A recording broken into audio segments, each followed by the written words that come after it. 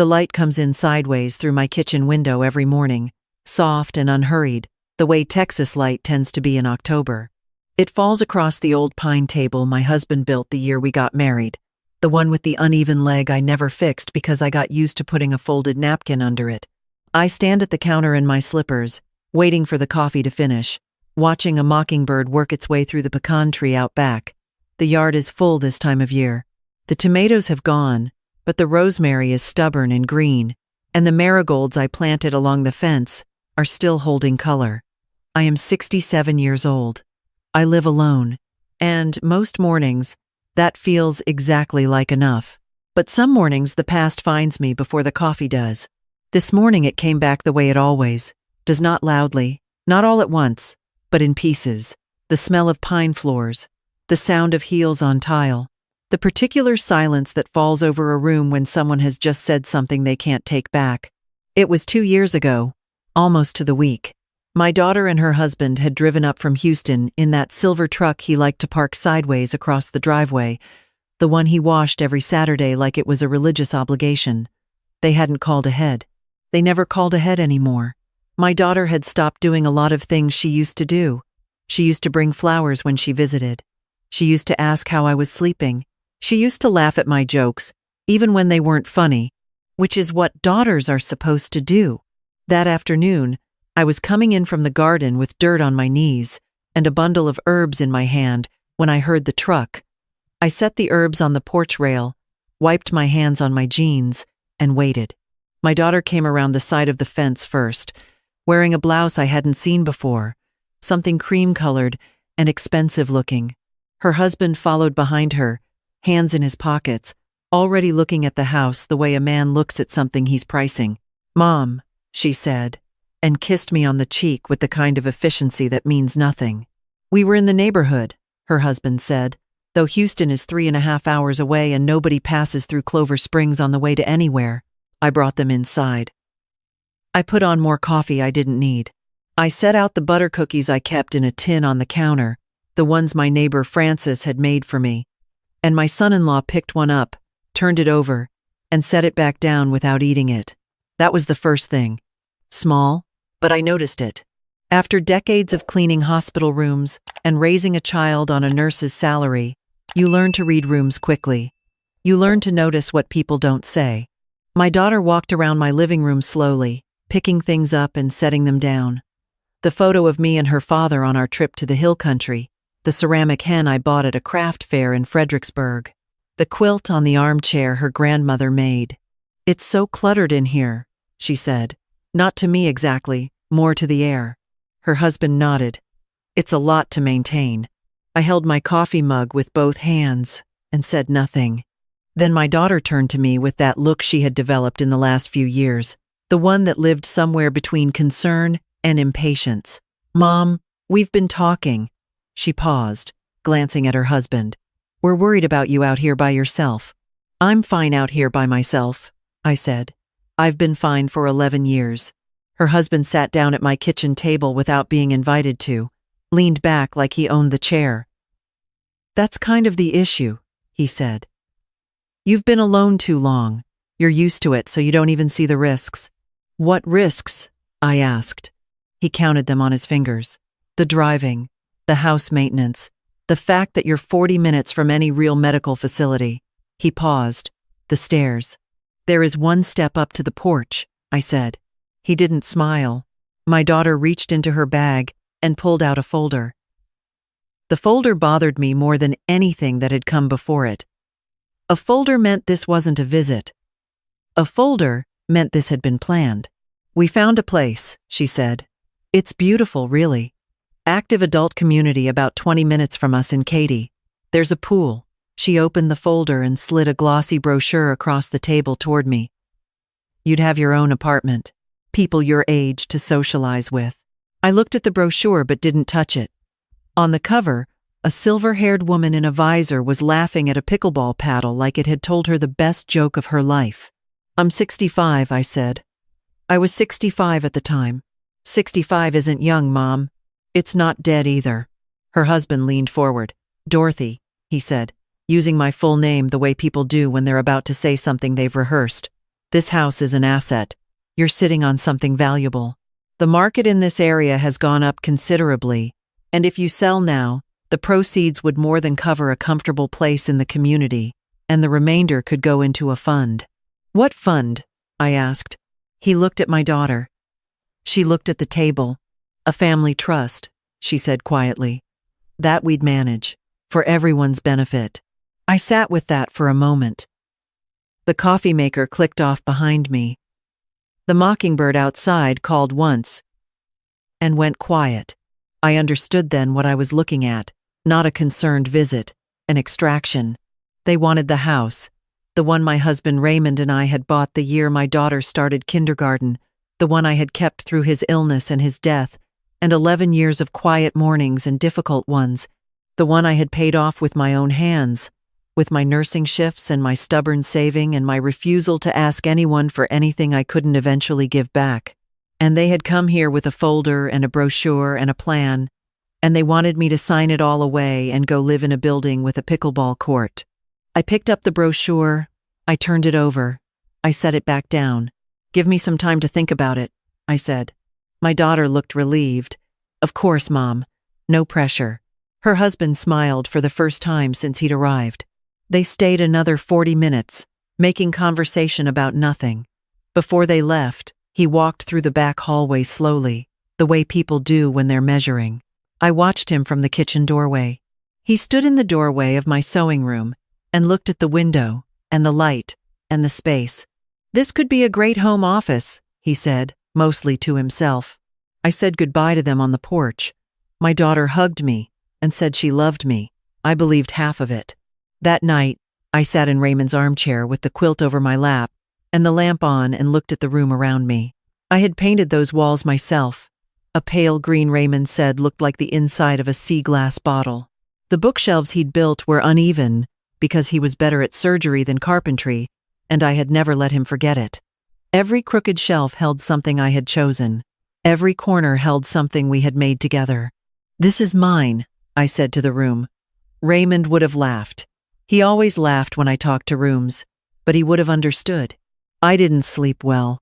I went over it in pieces, not out of fear, but out of something colder and more useful: calculation. My daughter was not cruel the way some children become cruel. She was something subtler than that. She had married a man who organized the world into assets and liabilities, and somewhere along the way, she had started to see things the way he saw them. I had watched it happen over years, like a slow tide changing the shape of a shore. The calls got shorter, the visits got farther apart, and when they came, he always walked the house like he was taking an inventory. I knew what I needed to do. I just needed someone to help me do it right. Frances knew everyone worth knowing in Clover Springs. She had lived there for 40 years and kept a running record of the town's business the way some people keep a garden attentively, with love, and with just enough interference to make things grow correctly. She was 72 and sharp as a new seam, and she brought me soup when I had my hip done and argued with me about tomato spacing every spring. I went to her the next morning.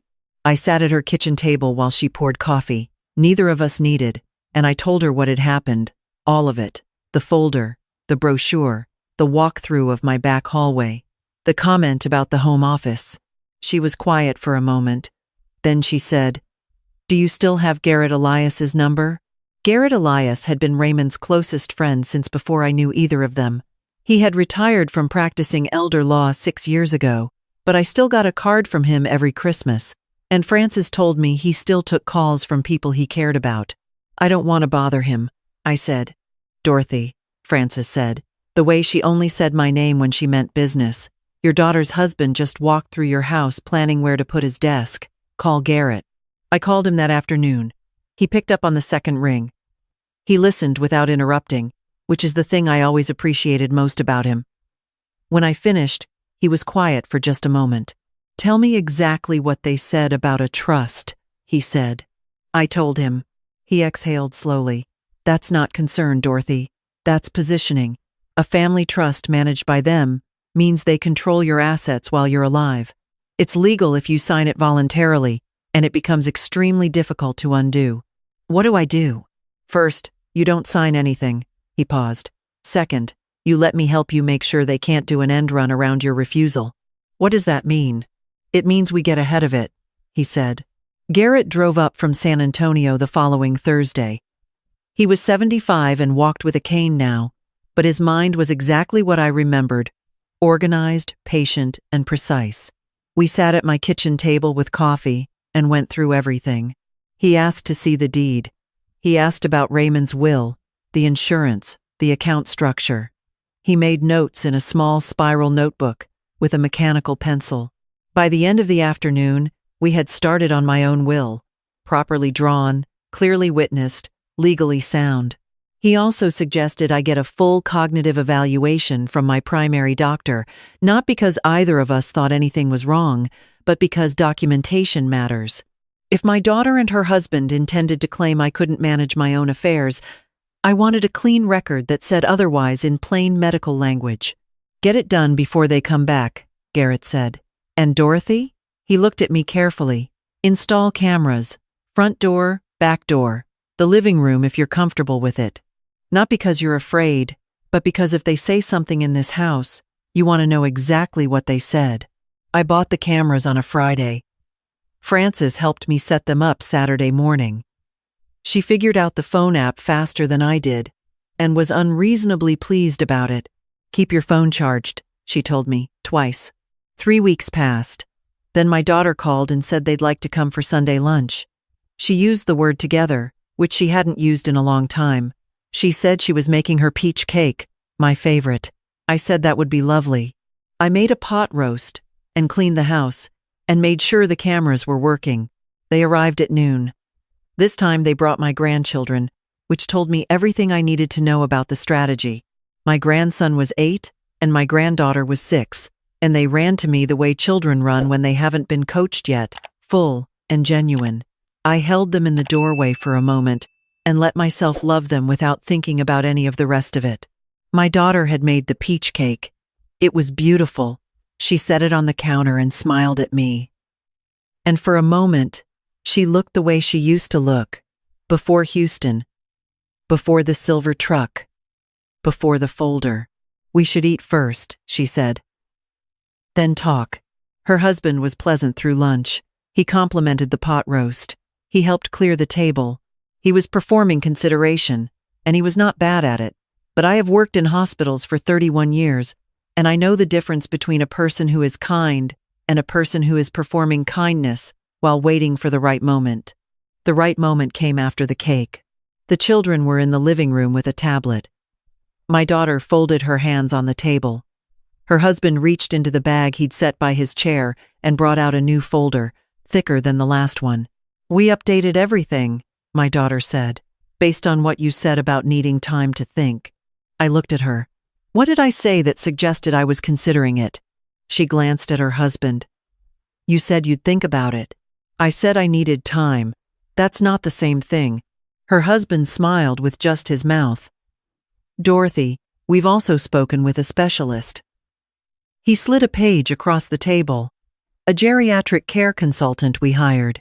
Based on your age and living situation, and a few things your daughter has observed, she believes an evaluation may actually be warranted. I looked at the page. It was a letter, official looking, from someone with credentials I didn't recognize. What things? I asked my daughter. Has she observed? She looked at the table. You left the stove on last month. I looked at her for a long moment. I have a gas stove with electronic ignition. You haven't been here in 2 months. I said it simply, without raising my voice. She didn't answer. Her husband pressed forward. The point is, we want to make sure you're protected. This is about love, Dorothy. We want to handle things before something goes wrong, not after. He opened the folder. The documents are all straightforward. The trust transfers management of your assets, including the property, to a joint account in all 3 of our names. You would still live here in the short term. His hand moved to the back page. We just need your signature today. The children laughed at something on the tablet in the other room. My granddaughter called out, Grandma, listen to this, and I called back, just a minute, sweetheart. I looked at my daughter. She was looking at her hands. I reached into the drawer beside me, not to sign anything, to place a small device on the table. I pressed the button on it.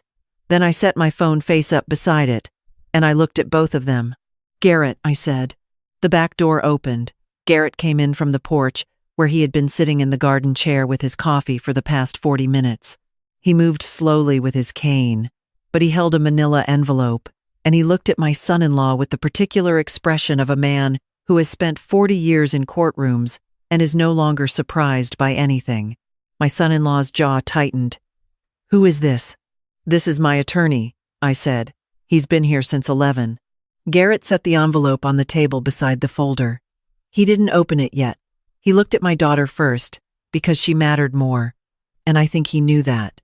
"I want to show you something," he said, and he was speaking to her, not to her husband. He pulled out the results of my cognitive evaluation, clean and complete, signed by my doctor. He laid it flat. Then he pulled out a copy of my will, the one we had drawn up 3 weeks ago, and set that beside it.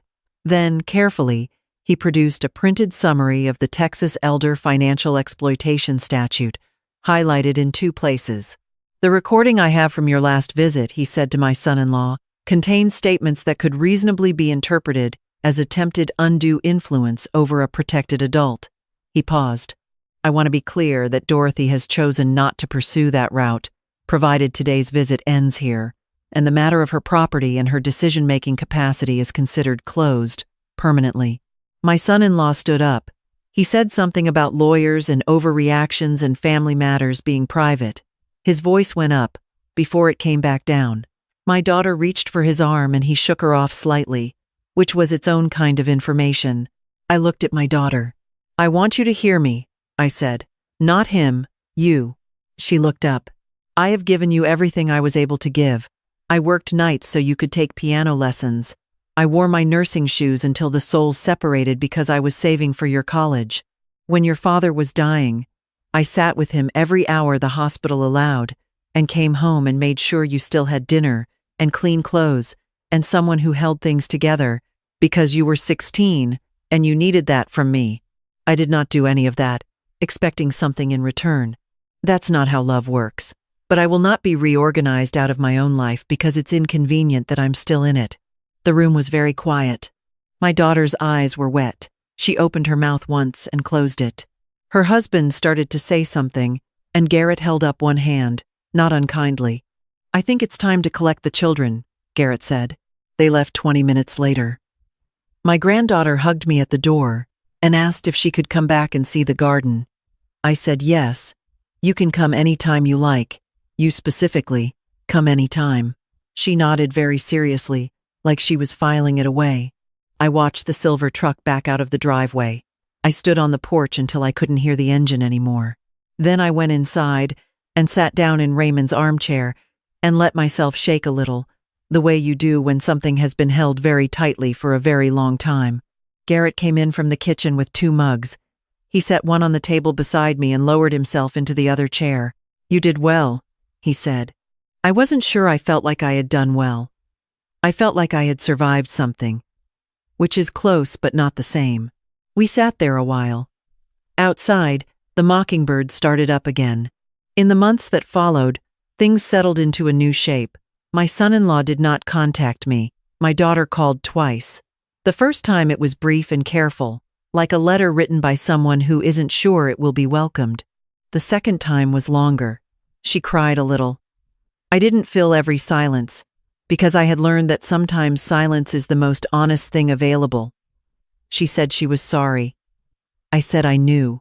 I didn't say more than that yet, because I needed to be sure I meant it before I said it. What I had not expected was what came next. Word travels in small towns, through Frances, and Frances had not been quiet about the broad outline of what had happened, carefully enough to protect me, but enough that people knew. A woman from my church came to my door on a Wednesday with a casserole and a question. Her son had recently started talking to her about her savings account, asking questions she wasn't sure how to read. I sat with her for 2 hours. I wrote down Garrett's number for her on a notepad. I walked her through what to look for. I told her about the evaluation, about documenting things, about knowing your own records. She cried once, and then stopped and straightened up in a way that reminded me of myself on that night 2 years ago, when I sat in the dark with the quilt on my lap and said, "This is mine," to an empty room. She wasn't the last. Over the following months, 4 other women found their way to my kitchen table. Some came through Francis. One was referred by Garrett himself. They were different ages, different situations, different kinds of afraid. But the thing at the center of each story was the same: a grown child who had started to see their mother as an inconvenience with assets attached. I did what I could. Phone numbers, referrals, a firm voice saying out loud what they hadn't been able to say to themselves. You are not confused. You are not overreacting. You are allowed to say no. I changed my will once more, 6 months ago, in a way Garrett called thorough and Francis called perfect. When I die, this house will not transfer to my daughter or anyone else in the family. It will go to a small nonprofit that helps women over 60 who are facing housing instability. Women who worked their whole lives and ended up with nothing to show for it through no fault of their own. Women who needed someone to say you have a right to what you built. My daughter knows. I told her myself, plainly, the 3rd time she called, the one that felt different from the others. She was quiet for a long moment. Then she said, I understand. I don't know if she did yet, entirely, but I think she will. Last Sunday she came alone, without him, for the first time in years. She brought nothing except herself and a cup of gas station coffee she was embarrassed about, and I told her gas station coffee is perfectly acceptable in this house, and always has been. We sat on the porch and watched the yard. The rosemary was enormous. The marigolds had finally gone, but I had planted pansies along the fence, and they were bright and defiant in the November cool. She asked about the garden, and I told her. She asked about Francis, and I told her that too. After a while she said, Mom, I'm sorry. And I could hear that this time she meant it fully, not as strategy, not as diplomacy, but as something that had cost her to say. I reached over and put my hand on hers. We sat there for a while without talking, watching a squirrel attempt the pecan tree with unrealistic ambition. I'm not going anywhere, I told her. I want you to know that. I'm staying right here. She nodded. She held onto my hand. That's the part of the story I didn't expect, the part that came after the victory, after the documents and the cameras and the lawyer at the back door.